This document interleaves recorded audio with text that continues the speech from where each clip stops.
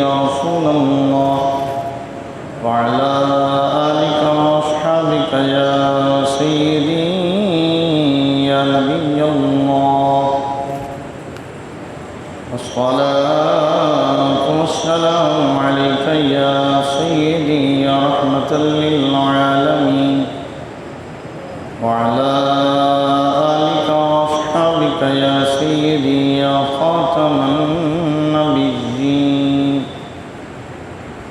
یا الہی جس کا مقاعد مقام نہ بگڑے سر جائے تو جائے مگر اسلام نہ بگڑے یا الہی جب تک جسم میں جان رہے میرے مولا تیرے اور تیرے محبوب پہ قربان رہے یا الہی نہ رہوں یا نہ رہوں دین احمد رہے اور عزت قرآن رہے مولا صلی وسلم دائما ابدا علی حبیبک خیر الخلق کلہم یا ربی بالمصطفیٰ بلغ مقاصدنا واغفر لنا ما مضى یا واسع الکرم اب میری نگاہوں میں جچتا نہیں کوئی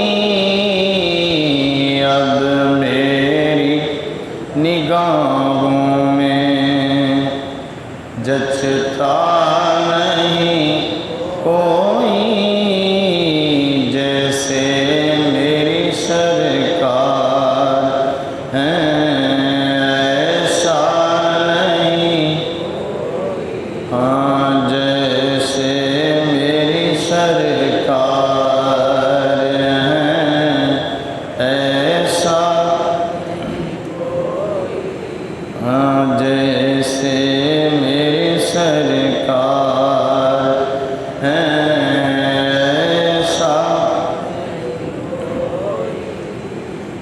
اعزاز یہ حاصل ہے تو حاصل ہے زمین کو اعزاز یہ حاصل ہے تو حاصل ہے زمین کو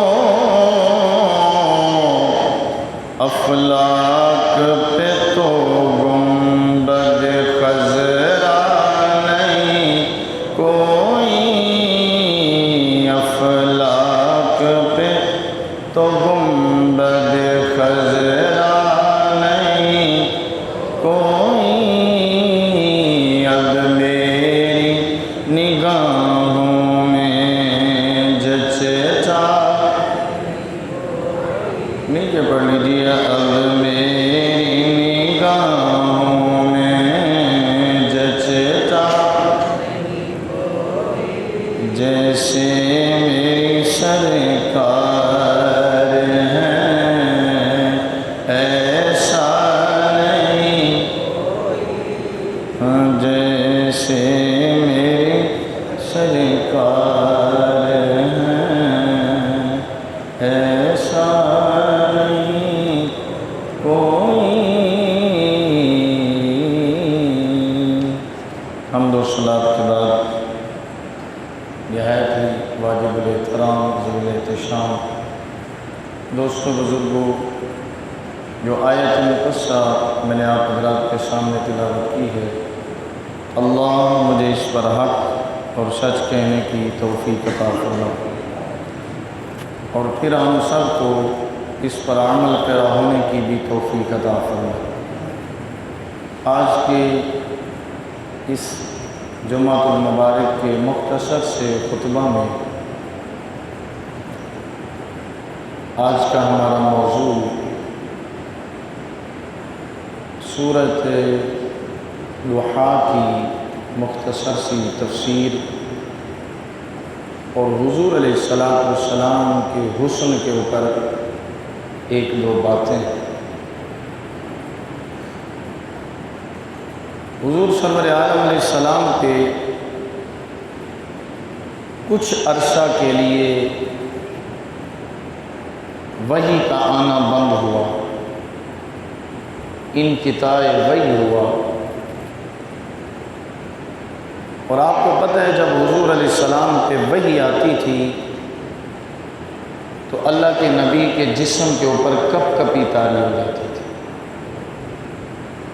حتیٰ کہ صحابہ فرماتے ہیں اگر حضور کا گھٹنا کبھی ہمارے گھٹنے کے ساتھ ہوتا تھا تو ہمیں بہت وزنی لگتا تھا۔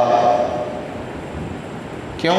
اس لیے اللہ قرآن میں فرماتا لو انزلنا ھذا القرآن، فرمایا اگر ہم اس قرآن کو نازل کرتے، ایک مقام پہ فرماتا ہے اللہ اگر اس قرآن کو ہم پہاڑ پہ نازل کرتے تو پہاڑ بھی ریزہ ریزہ ہو جاتا۔ علی جبل لرأیتہ خاشعا متصدعا من خشیۃ اللہ، وہ خشیت الہی کی وجہ سے ریزہ ریزہ ہو جاتا ہے۔ اس قرآن کا اتنا وزن ہے تو وحی کا جب نزول ہوتا کپ کپی طاری ہوتی، کچھ عرصے کے لیے وحی کا نزول بند ہو گیا۔ اور جب وحی کا نزول بند ہوا تو اللہ کے نبی صلی اللہ علیہ وسلم کی وحی کی طرف زیادہ رغبت دلانے کے لیے، شوق پیدا کرنے کے لیے رب ذوالجلال نے جب یہ وحی کا سلسلہ تھوڑا ختم کیا تو اللہ کے نبی کبھی صفا پہاڑی پہ چلے جاتے اور کبھی مروہ پہاڑی پہ چلے جاتے، اور حضور کا طریقہ یہ ہوتا، صحابہ کہتے ہیں اللہ کے نبی صلی اللہ علیہ وسلم صفا پہاڑی پہ کھڑے ہو کے آسمان کی طرف دیکھتے رہتے تھے انتظار وحی میں، اور کبھی حضور مروہ پہاڑی پہ کھڑے ہو کے آسمان کی طرف دیکھتے رہتے کہ یا اللہ وہ جو چاشنی تھی تیرے کلام کی اب وہ نہیں مل رہی، وہ سکون نہیں مل رہا۔ اللہ کے نبی صلی اللہ علیہ وسلم کی یہ کیفیت ہو گئی۔ اب حضور جاتے ہیں کبھی صفا پہ کبھی مروہ پہ، اللہ کے نبی کھڑے ہوتے ہیں اور آسمان کی طرف حضور دیکھتے رہتے ہیں۔ ایک دن ابو لہب کی بیوی نے دیکھا کہ محمد صلی اللہ علیہ وسلم صفا پہاڑی پہ کبھی جاتے ہیں کبھی مروہ پہاڑی پہ جاتے ہیں، ایک روایت میں 20 دن کا عرصہ، ایک روایت میں 30 دن کا عرصہ، اور ایک روایت میں 40 دن کا عرصہ وحی کا نزول نہیں ہوا۔ حضور سرور عالم علیہ السلام کی بے چینی بڑھتی گئی، اللہ کے نبی وہاں پہنچے، اور جس وقت حضور وہاں جاتے نا تو ایک دن ابو لہب کی بیوی کہنے لگی کہ لگتا ہے محمد صلی اللہ علیہ وسلم میرے بھتیجے تجھے تیرے رب نے چھوڑ دیا، تیرا رب تیرے سے ناراض ہو گیا، جس کے لیے تو سارا کچھ کرتا تھا لگتا ہے وہ رب تجھ سے ناراض ہو گیا۔ اب جو وحی پہلے نہیں آ رہی تھی تو حضور چلے جاتے تھے، اب جب اس نے تانا دیا نا تو حضور علیہ السلام کے دل کے اوپر اس کی بات لگی اور اللہ کے محبوب کا دل مغموم ہوا، غمگین ہو گئے حضور، اور پریشانی کے عالم میں حضور آئے اور اپنے گھر میں آ کے حضور کالی کملی والی چادر اوڑھ کے سو گئے۔ توجہ کرنا، کالی کملی والی چادر حضور آ کے لے کے تان کے سو گئے، اور اللہ کے نبی کے دل میں یہ خیال تھا مولا وحی نہیں آتی تھی اور بات تھی، میں کوہ صفا پہ آتا تھا اور بات تھی، اور میں مروہ پہ آتا تھا اور بات تھی، ان پہاڑیوں پہ کھڑا ہوتا تھا، آسمان کی طرف دیکھتا تھا، تیرے کلام کا مجھے انتظار تھا اللہ، اور بات تھی، لیکن یا اللہ آج تو مجھے شریک بھی تانا دینے لگ گئے، میرا مولا آج تو مجھے شریک بھی تانا دینے لگ گئے ہیں۔ خالق کائنات نے فرمایا جبریل سدرہ چھوڑ، اب آپ سبحان اللہ کہیں میں پڑھ، فرمایا جبریل سدرہ چھوڑ۔ اب چھوٹی سی مثال صرف سمجھانے کے لیے دے رہا ہوں، ورنہ اللہ رسول مثال سے پاک ہے۔ جب کوئی ناراض ہو جائے نا، باپ بیٹے کو تھپڑ مار دے تو ماں کوشش کرتی ہے بیٹے کا سر اپنی گودی میں لیتی ہے اور گودی میں لے کے اس کے سر کے بالوں کو ایسے ہاتھ پھیرتی رہتی ہے اور کہتی ہے بیٹا خاموش ہو جا۔ باپ جو ہے سہارا دیتی ہے۔ اب نبی چادر تان کے چادر اوڑھ کے سو گئے، ماں تو تھی نہیں نا، توجہ تھوڑا، ماں تو تھی نہیں، باپ بھی نہیں تھا، اب کس نے سہارا دینا تھا؟ جس کے سہارے کے بغیر کوئی سہارا ہی نہیں ہے۔ کہا جبریل چھوڑ سدرا، اللہ کدھر جاؤں؟ فرمایا جبریل میرے محبوب کے پاس جا۔ اور اگر ایک مثال اور دے دوں سمجھانے کے لیے، جب یار سے تھوڑا سا رنجیدہ ہو جائے، ناراض ہو جائے نا، تو وہ اور بات نہیں کرتا، وہ کہتا ہے یار تیری آنکھیں بڑی سونی ہیں، تیرا مکھڑا بڑا پیارا ہے۔ حالانکہ اس کو تو چاہیے وہ اس کو راضی کرے، لیکن وہ اس کی تعریف کرتا ہے۔ اس کی کیا کرتا ہے؟ تعریف کرتا ہے۔ بھائی کسی اور نے ہمارے اندر لڑائی کرائی ہوگی، ایسی بات نہیں ہے، میں تو دل سے تمہیں چاہتا ہوں، اور اس کی تعریف میں لگ جاتا ہے۔ رب ذوالجلال کے محبوب کو جب تھوڑا سا غم ہوا کہ میرے رب نے مجھے چھوڑ دیا، حالانکہ چھوڑا نہیں تھا، لیکن تانا شریکوں کی طرف سے آیا۔ وہ چچی ضرور تھی لیکن کلمہ نہیں پڑھا تھا، اس کے مقابلے میں تو سورت اتری ہے، تبت یدا ابی لہب وتب ما اغنی عنہ مالہ وما کسب سیصلی نارا ذات لہب وامرأتہ، اور جو اس کی بیوی ہے حمالۃ الحطب، وہ جو لکڑیاں اٹھانے والی ہے، محبوب کو تکلیف دیتی تھی، اذیت دیتی تھی۔ جب اس نے ایسے بات کس دی نا کہ اے محمد تجھے تیرا رب چھوڑ گیا ہے، محبوب سو گئے۔ رب نے کہا جبریل سدرہ چھوڑ۔ اب سبحان اللہ کہ میں قرآن کی تلاوت کروں۔ خالق لم یزل نے ارشاد فرمایا جبریل، جی رب جلیل، فرمایا جبریل جا میرے محبوب کو سہارا دے کے آ، جا یہ صورت لے جا، میرے حبیب کو کچھ بتا کے آ، میرے نبی کو راضی کر کے آ۔ اللہ کون سی صورت لے جاؤں؟ فرمایا سورۃ الضحیٰ لے جا۔ اور جبریل جا کے کہے والضحیٰ واللیل اذا سجا ما ودعک ربک وما قلی وللآخرة خیر لک من الاولی۔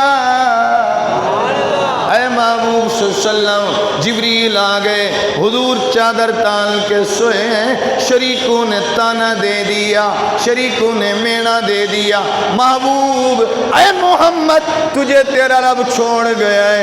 اب جب جبریل آئے، جبریل نے کہا والضحیٰ، محبوب تیرے پیارے مکھڑے کی قسم، ایک معنی اے محبوب روز روشن کی قسم، اے محبوب روز روشن کی قسم، اے محبوب دن کی قسم، اے محبوب واللیل اذا سجا، رات کی تاریکی کی قسم۔ تھوڑا سا گرامر پیش کرتا ہے، رات کی تاریکی کی قسم، والضحیٰ اے محبوب روز روشن کی قسم، ایک معنی والضحیٰ محبوب چاشت کے وقت کی قسم، دوسرا معنی والضحیٰ عاشقوں نے معنی کیا مصطفیٰ تیرے چہرے کی قسم ہے، والضحیٰ اور منع کروں تو محبوب تیرے علم کی قسم ہے، والضحیٰ اور منع کروں تو منع ہوتے محبوب تیرے نور کی قسم ہے۔ اللہ نے فرمایا روز روشن کی قسم، فرمایا دن جب چڑھ جائے مجھے اس کی قسم، فرمایا جب جوبن پہ ہو دن مجھے اس کی قسم، واللیل اذا سجا، فرمایا رات کی تاریکی کی قسم۔ مفسرین کرام فرماتے ہیں اللہ نے دن کی قسم کیوں فرمائی اور رات کی قسم کیوں فرمائی؟ فرمایا دن جب چڑھ جائے اس کی قسم، رات کی سیاہی کی قسم، فرمایا اس لیے اللہ نے فرمایا میرے حبیب جیسے دن کے بعد رات کا آنا ضروری ہے، ایک وجہ بیان کر رہا ہوں، توجہ. جیسے دل کے بعد رات کا آنا ضروری ہے اور رات کے بعد اے محبوب دل کا آنا ضروری ہے، میرا حبیب اللہ تجھے کبھی نہیں چھوڑے گا. جیسے دن کے بعد رات کا آنا ضروری اور رات کے بعد دل کا آنا ضروری ہے میرا مصطفیٰ، ایسے تیرا اور میرا تعلق بھی ایسے باقی رہے گا. جیسے یہ لازمی ہے وہی بھی تیرے اوپر لازمی ہے محبوب. جب تک تیری ظاہری زندگی ہوگی اے نبی تیرے اوپر وہی لازمی ہے. توجہ. والضحیٰ محبوب تیرے مکھڑے کی قسم، عاشقوں والا معنی. واللیل اذا سجا محبوب تیری زلف عنبرین کی قسم. ما ودعک ربک وما قلی محبوب نہ تیرے رب نے تجھے کبھی چھوڑا ہے نہ چھوڑے گا. محبوب تیرے رب نے نہ تجھے کبھی چھوڑا ہے نہ چھوڑے گا. توجہ کرتے ہیں نا، کیونکہ اس نے کہا تھا تیرے رب نے چھوڑ دیا. ما ودعک ربک وما قلی محبوب نہ تیرے رب نے کبھی تجھے چھوڑا ہے نہ تیرا رب کبھی چھوڑے گا. وَلَلْآخِرَةُ خَيْرٌ لَكَ مِنَ الْأُولَى. اے میرے حبیب یہ جو کچھ دن آپ کے اوپر وحی کا نزول بند رہا، وَلَلْآخِرَةُ خَيْرٌ لَكَ مِنَ الْأُولَى محبوب ہر آنے والی گھڑی تیرے لیے پہلی سے بہتر ہے. محبوب جیسے جیسے وقت گزرتا جائے گا اے میرے یار میرے حبیب محمد مصطفیٰ جیسے جیسے وقت گزرتا جائے گا ہر آنے والی گھڑی مصطفیٰ تیرے لیے بہتر ہوگی. تیرے چرچے ہوتے رہیں گے، تیری زلف کی باتیں ہوتی رہیں گی، مکھڑے کی باتیں ہوتی رہیں گی. رب ذوالجلال نے فرمایا جبریل جا میرے یار کے پہلے حسن کو بیان کر. حسن کو بیان کرنے کے بعد کہے ما ودعک ربک وما قلی نہ تیرے رب نے چھوڑا نہ چھوڑے گا. وَلَلْآخِرَةُ خَيْرٌ لَكَ مِنَ الْأُولَى ہر آنے والی گھڑی مصطفیٰ تیرے لیے بہتر ہے، ہر آنے والی گھڑی تیرے لیے بہتر ہے. اور مصطفیٰ کریم علیہ السلام کے اگر میں چہرے کی بات کروں موضوع الگ ہے، زلف کی بات کروں موضوع الگ ہے، نظر کی بات کروں موضوع الگ ہے. آج تھوڑی سی چہرے اور زلف کی بات کر لیتے ہیں. میرا بھائی جس نے میرے محمد مصطفیٰ کو تکا ہے میرے آقا کو دیکھا ہے پھر اور کہیں نہیں گیا. جس نے بھی میرے یار کو دیکھا ہے کس نے، کیونکہ اس لیے کسی نے ترجمہ کیا تھا کہ کوئی صبح دا سویرائے کوئی صبح دا ساری دنیا تو سوہنا سونے عربی دا چہرہ ہے. جو میرے مصطفیٰ کے چہرے کو دیکھتا گیا جس کی قسمیں میرے رب نے فرمائی پھر کہیں اور نہیں گیا. جس وقت ابو جہل کا آخری وقت آیا ابو جہل کہنے لگا او میرے بیٹے اکرمہ ایسے کرنا کبھی محمد کے سامنے نہ جانا. کہا کبھی محمد کے سامنے نہ جانا. اس نے کہا وجہ کیا ہے؟ میرے نبی کا ازلی دشمن ہے ابو جہل، اپنے بیٹے کو نصیحت و وصیت کر رہا ہے ایسے کرنا کبھی محمد کے سامنے نہ جانا. کہا کیوں؟ کہا جو ان کی نظروں میں آ جاتا ہے پھر وہ کہیں اور کا نہیں رہتا. جو مصطفیٰ کے چہرے کو تکے اور نظروں میں آئے. ایک دن میرے نبی ایسے مکے میں جا رہے ہیں، توجہ میرے نبی مکے میں جا رہے ہیں، اچانک ابو جہل کے بیٹے کی نظر مصطفیٰ پہ پڑ گئی. جیسے میرے نبی کے حسن والضحیٰ کے مکھڑے کے اوپر پڑی اور بدر الدجا کے اس حسن کے اوپر پڑی، میرے نبی کے حسن کو دیکھا، چہرے کو دیکھا. اکرمہ بن ابی جہل دوڑ لگا گیا اور دوڑ لگاتے ہوئے اپنے بت کے پاس جا بیٹھا. اور جب بت کے پاس گیا بت کو کہنے لگا مجھے بچا، آج مجھے محمد نے دیکھ لیا ہے. اور میری نظریں محمد کے چہرے پہ پڑی ہیں جیسے اس نے بت کو شکایت لگائی اور آوازاری کی اس کے آگے، بت گر پڑا اور بت کے اندر سے آواز آئی، اب تو محمد کو دیکھ آیا ہے، اب کیسے بچ سکتا ہے، اب تو محمد کو دیکھ آیا ہے۔ دوڑتا دوڑتا ایسے بھاگتا ہوا دریا میں جا کے اس نے چھلانگ لگائی، دریا میں جاؤں گا طغیانی آئے گی، ختم ہو جاؤں گا، لیکن دریا کی طغیانی اس کو باہر پھینکتی ہے۔ وہ کہتے ہیں دریا میں تیرے اندر آتا ہوں مرنے کے لیے اور تو مجھے باہر پھینکتا ہے۔ دریا کے پانی سے آواز آتی ہے کیونکہ تو نے محمد کو دیکھ لیا ہے اور محمد نے تجھے دیکھ لیا۔ دوڑتا ہوا میرے نبی کی بارگاہ میں آ گیا اور میرے نبی کی بارگاہ میں آ کے کہتا ہے محمد صلی اللہ علیہ وسلم میں اکرمہ بن ابی جہل ہوں۔ حضور نے فرمایا مجھے پتہ ہے، کہتے ہیں معافی مل جائے گی۔ میرے نبی نے فرمایا میرا کلمہ پڑھ لو تمہیں معافی ہی معافی ہے۔ جو میرے نبی کے چہرے کو دیکھتا ہے پھر کہیں اور نہیں جاتا۔ اور میرے حضور غزالی زماں سید احمد شیخ کاظمی شاہ صاحب آپ نے اس کا ترجمہ کیا ہے کہ چہرے والضحیٰ دیکھتے رہ گئے، چہرہ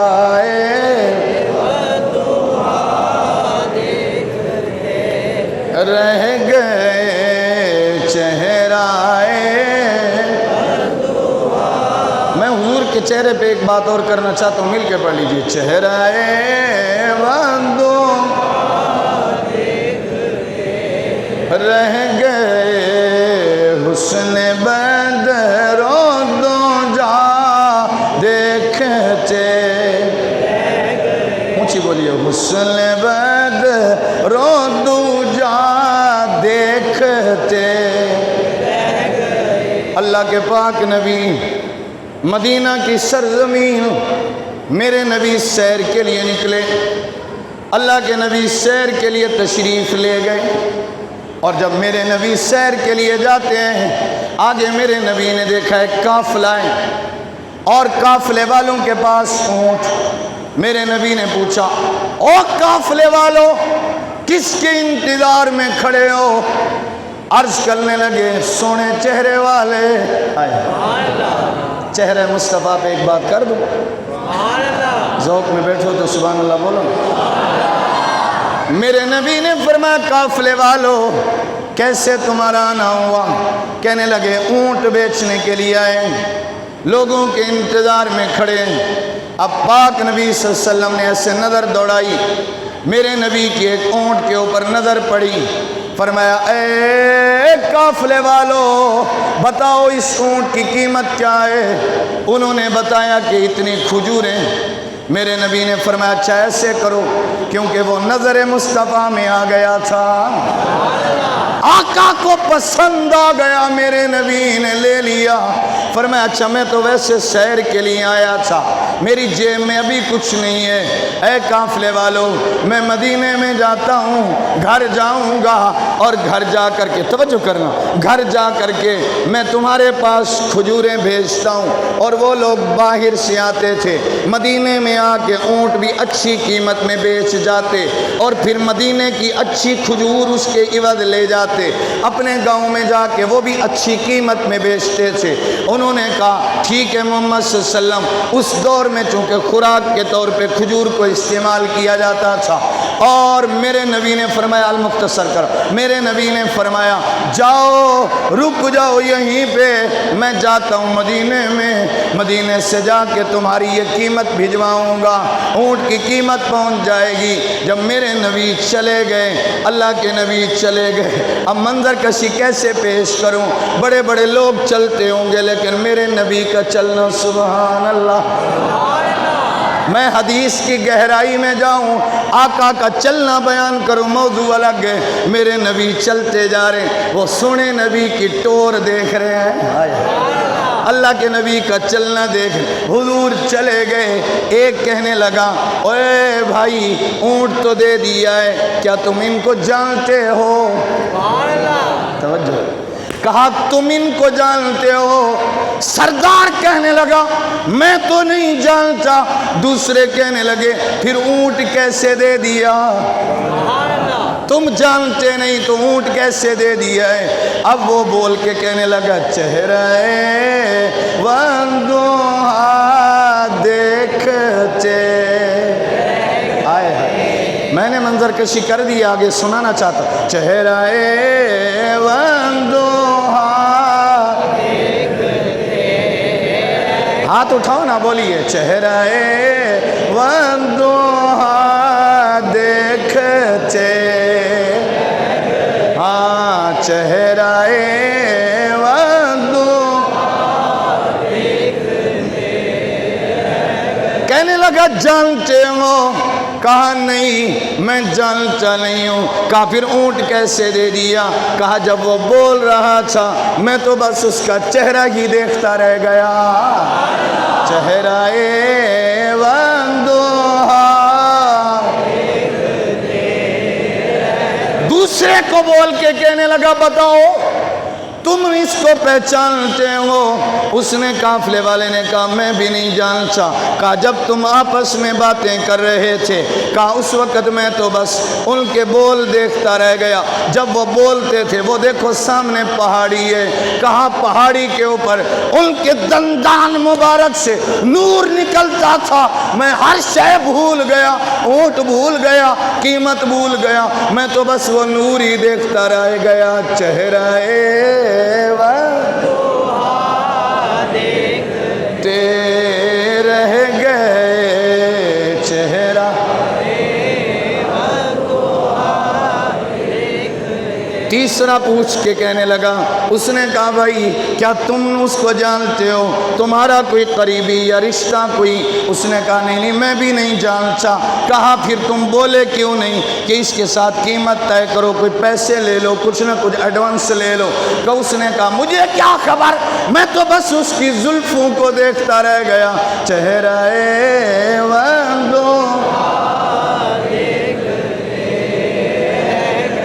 بڑھیا، چہرہ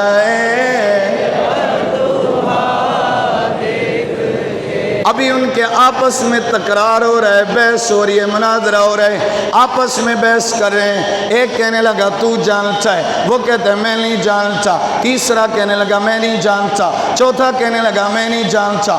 خیمے سے ایک عورت بول کے کہنے لگی انا ضامنۃ ثمن البعیر، اس نے کہا چپ کر جاؤ میں ضامن ہوں۔ اس نے کہا کیا تو جانتی ہے یا تیرے کوئی رشتہ داروں میں سے؟ یہ رشتہ دار تو نہیں ہے۔ اس نے کہا نانا میرا رشتہ دار بھی نہیں ہے، لیکن میں نے ان کا جو چہرہ دیکھا ہے، راجو وجہ رجل کا، اس کا میں نے جو چہرہ دیکھا ہے، لیلۃ البدری کا اس کا جو چہرہ تھا وہ چودھویں چاند کی 14ویں جیسا تھا، چاند کی جو 14ویں رات ہوتی ہے کا اس طرح کا چہرہ تھا، اور اس کا منور چہرہ بتاتا ہے یہ کسی جھوٹے کا چہرہ نہیں ہو سکتا۔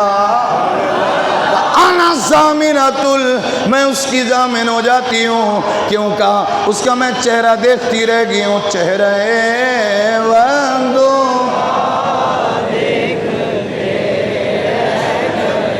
المختصر کر رہا ہوں۔ عورت بول کے کہنے لگی میں ضامن ہوں۔ اس نے کہا کیا؟ کہا ایک تو وجہ یہ ہے حسین چہرہ جھوٹے کا نہیں ہو سکتا، دوسری وجہ یہ ہے جب تم لوگ دھوپ میں کھڑے تھے اور معاملہ طے ہو رہا تھا، تم بیچ رہے تھے، وہ تم سے لے رہے تھے، دھوپ تھی، تیرے اوپر بھی دھوپ، سردار تیرے اوپر بھی دھوپ، تیرے اوپر بھی دھوپ، لیکن میں نے دیکھا ہے جہاں وہ خوبصورت چہرے والا کھڑا تھا اس کے اوپر بادلوں نے سایہ کیا ہوا تھا۔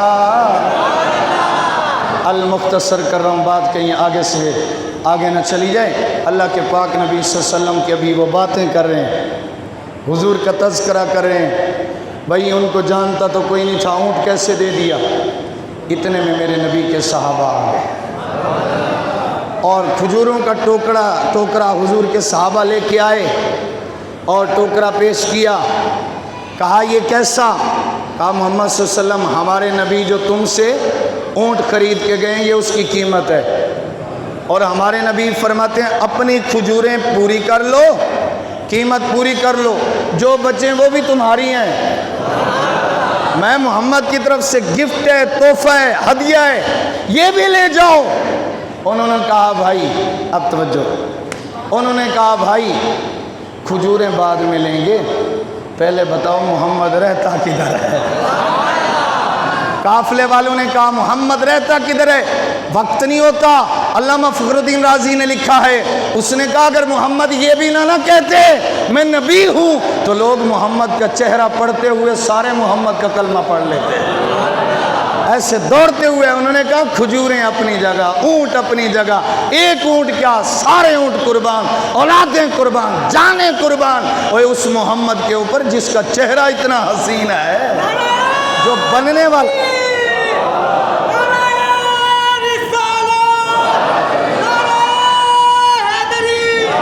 اور وہ قافلے والے کہنے لگے او صحابہ، او محمد کے غلاموں، اور جس کا بنانے والا، جس کا بننے والا محمد اتنا حسین ہے، اس کا بنانے والا خدا کتنا حسین ہوگا۔